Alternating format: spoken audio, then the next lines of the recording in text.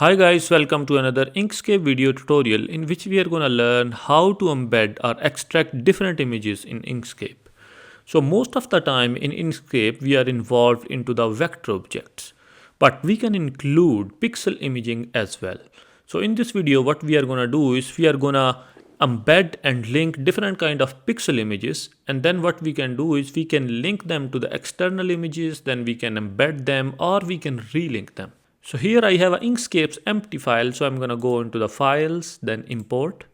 And here onto my PC, I have a folder where I have a different images. For example, I want to bring Eiffel Tower here, then I'm going to click open.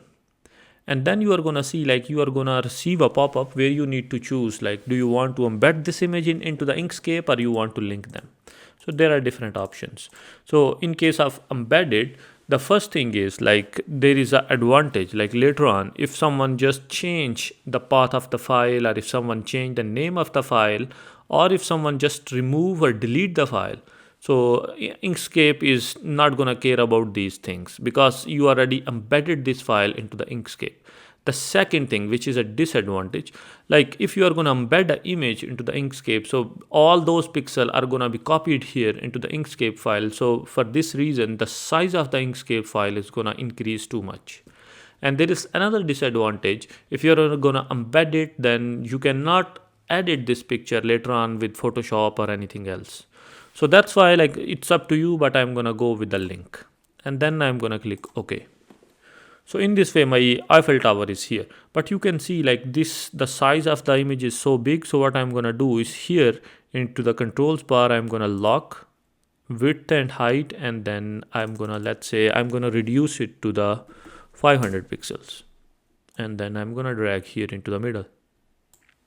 Hi guys, sorry for distraction, but if you think my videos are helpful and if you are a serious Inkscape learner, then I'm gonna recommend you can go into the description of this video where you would find my course link where I have over 7 hours of Inkscape videos.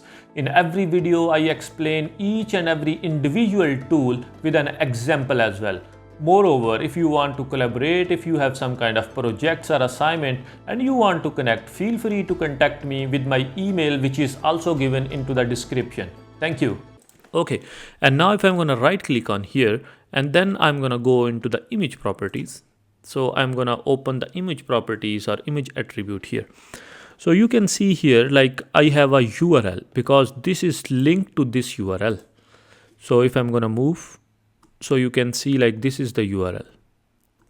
So now what if I'm going to change the name of the object? For example, this is Eiffel Tower. So if I'm going to play, let's say I just want to add the Eiffel Tower, and look at that. Like it's going to be just showing me such kind of image like the file is not existing here. And let's say I want to just remove it back and Eiffel Tower is back. Now what I would like to do is I would go again into the links, and I already have linked this file here as you can see. So if I'm going to go into my file and I want to change the name of the file, let's say the Eiffel Tower, and then again I'm going to go and look at that. I'm going to have the symbol like image file does not exist. So by selecting this image, if I'm going to go here into the URL, and then I'm going to change the URL from Eiffel Tower to the Eiffel Tower, and look at that. In this way, I'm going to get my image back. Okay, so there is one more interesting thing. Like if you want to replace the link, then you can replace the image as well.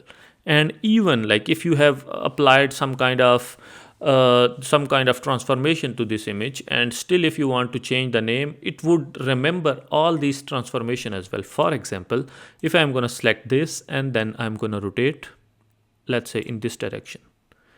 And now what I want is like I want to go, and you can see like here into my file I have exactly one more Eiffel Tower, but I have saved the file with the sepia tower.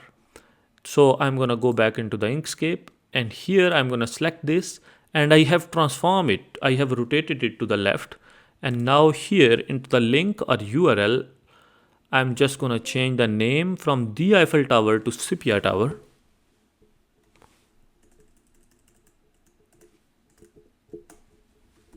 Sepia Tower. So look at that, the sepia tower image is here, and even though like it is exactly with the same transformation which I have done it for the previous image. So this is pretty cool. So now later on, if I think like I want to embed this file, so what I can do is I can select the object, then I can go into the extensions, then I can go under the images, and then I can just select embed images. And then you are going to get a pop-up like, do you want to embed only this image or all images? So I'm just going to click apply. And then look at that, like this image is embedded, and you can see here into the object attributes or image properties, there is no link option anymore because this is not linked to anything now. This is embedded into the Inkscape file. And if you want to go back, again, you can select it, go into the extension, images, and extract images. And then again, you are going to get the extract images pop up. Do you want to only extract this image or more? And then where do you want to extract? You need to provide a directory where you want to save this, and then you want to link them. I'm going to close it. Okay, so to conclude, like mostly the basic function of Inkscape is to work with the vector graphics. But in the Inkscape, we can work with the pixel images as well. What we can do is we can import them, we can export them. We can import them, like embed them, or we can relink them. We can play with the URLs, we can link them to the external links, or we can just bring the other images by changing the names in the URL. So there are a lot of options, as you already have seen. That's all for this video. Thank you for watching, and I hope you enjoyed it. If you did, please don't forget to like and subscribe to support this channel, where you are gonna find a lot of videos and tutorials. And if you are a serious learner, I am gonna highly recommend you can go into the description of this video and you can find my course link, where I have over 5 hours of videos in which I have explained each and every tool in a very detailed video with an example as well. And if you have some projects or assignments or tasks, feel free to write me on my email, which is also given in the description. Thank you.